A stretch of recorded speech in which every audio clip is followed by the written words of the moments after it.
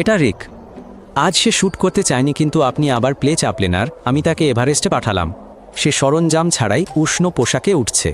এমন আরোহণ খুব কমই ভালোভাবে শেষ হয়। অতিরিক্ত অক্সিজেন ছাড়া মস্তিষ্ক তার প্রয়োজনের 1/3 পায়।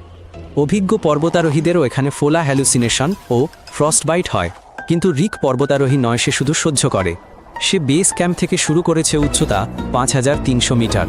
এখানেও মানুষ ঠিকমতো ঘুমায়, নাকম খায়ার হার্ট দ্বিগুণ দ্রুত চলে। এটা শুধু শুরুর পথ, কিন্তু শরীর এরই মধ্যে চাপে। রিক তাঁবুতে ঢোকে।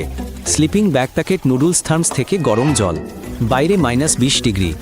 এই উচ্চতায় গাছ বা প্রাণী নেই, কেবল বরফ, পাথর ও বাতাস। রাতে সে প্রায় ঘুমায় না, তার বমি বমি ভাব, মাথা ব্যথার, গাঁটে ব্যথা হয়। এটা পর্বত রোগের শুরু।